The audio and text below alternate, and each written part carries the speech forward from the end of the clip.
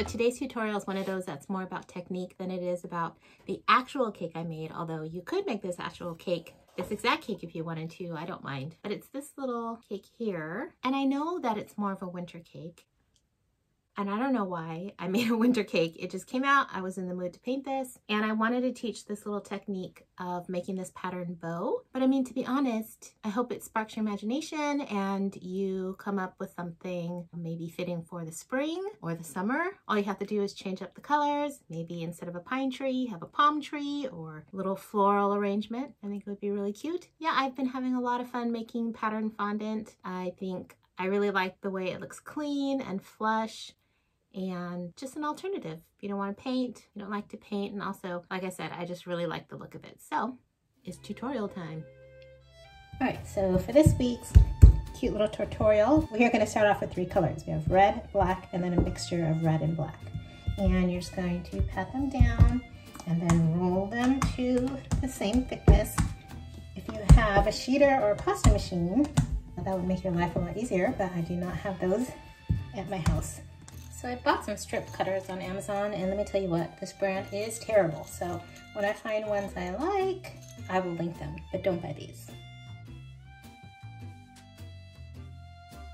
So I had the strip cutters close to the smallest width, but I want them skinnier, so I'm just going to use my straight blade to cut each width in half.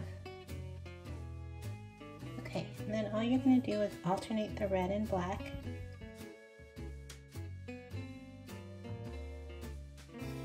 Okay, then I'm just going to take the red back.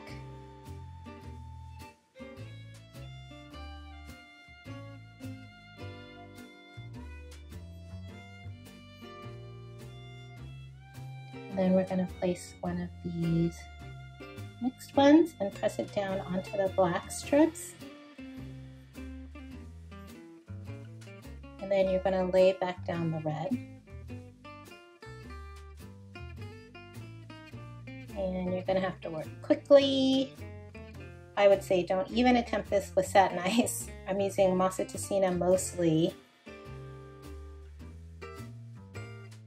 Okay, and then peel back the black.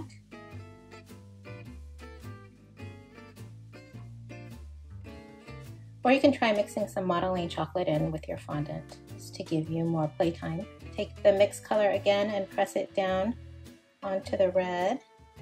And then you're going to want to fold your black back down over that.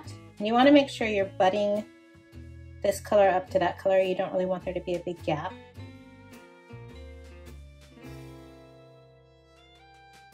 And then you're going to keep doing that, alternating black and red.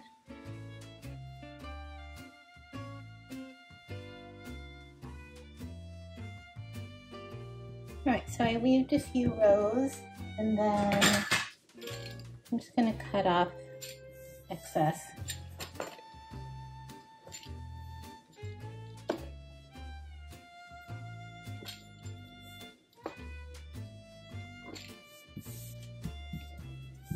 And then sort of mush it together a little bit.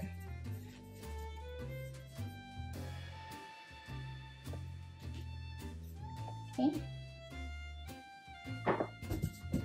A little bit of cornstarch, and I'm going to roll it out.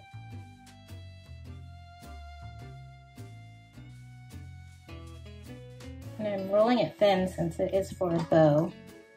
I do not like a chunky bow. Let's flip it over, and then I have 2 little bow formers here. Make the ends straight so they're not ripply like that.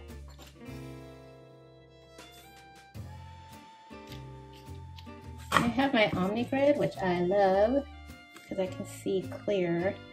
I have my Omni Grid here. I want to see how wide it is. So it's about 4 inches wide, so at the 2-inch mark,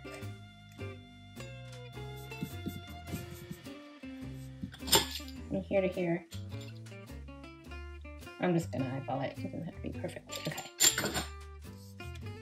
I have 2 strips. See how much we need. We need about that long.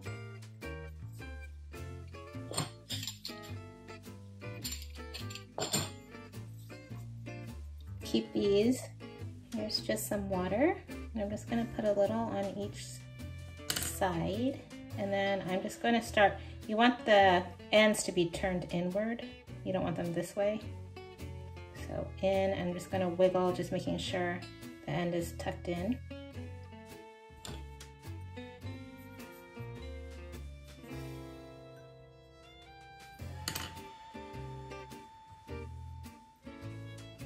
And then pinch.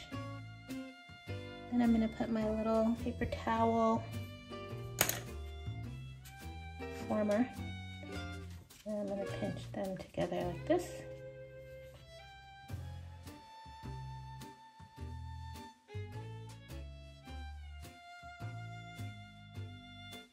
Then you're just gonna wet one end, and you're gonna stick the other end on top, and you're gonna pinch it together. And then I'm taking one of the scraps, and I'm just folding it over so it overlaps, and I want the red to show. So I'm gonna have it go like that. Put a little water to hold that together. And then we're gonna wet the back. Go down on your bow, flip your bow over. Then you're just going to bring it all together. Pinch it down.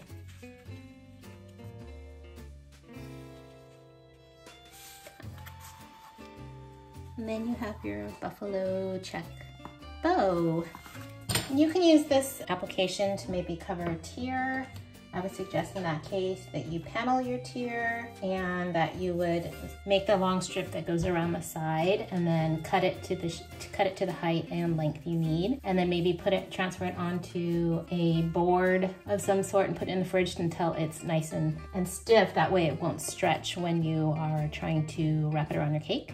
So yeah, so you can dry this flat, dry it on a half round, dry it standing. I know sometimes it can seem like a lot of work for just one little detail, but sometimes something like this can be the main focus, and just the little time you pay attention to something small like a bow can really make a cake unique and cute. All right, so I'm not gonna go over the whole graphite transferring process as it's in my Script Made Easy video. I'll put the link above. Anyway, I drew this little drawing, and to get it on my cake, I just traced the back with a soft pencil. So I had like a 4B pencil, works better than just a regular hard pencil. And then I'm just going to put it on my cake and pin it down. If you're weird about having pencil touch your cake, then what I would say is to tell your clients, peel off that part and they can keep the little picture. But, you know, graphite is non-toxic and it's not gonna hurt anybody if they do eat it, but like I said, you can always tell them to do that. Okay, so all I'm gonna do is I like to use a colored pencil just so I can see where I've traced, and I'm just gonna go over all the lines. Also, make sure your cake is nice and chilled, and feel free to use this exact drawing if you want to. I don't really care.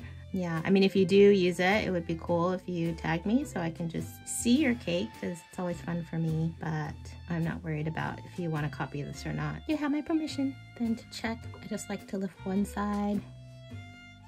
I don't know if you can see it. It's on there enough for me to see. I'm gonna get to painting, and I'm just gonna do a time lapse. There's plenty of other videos where you guys can watch me paint where I talk you through it more. I'm just gonna use my gel color and some vodka.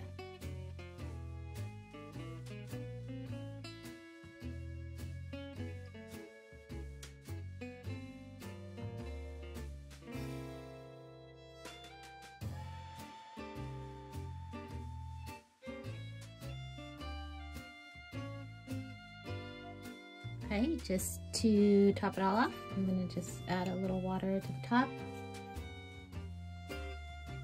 And then I'm just gonna push them down a little.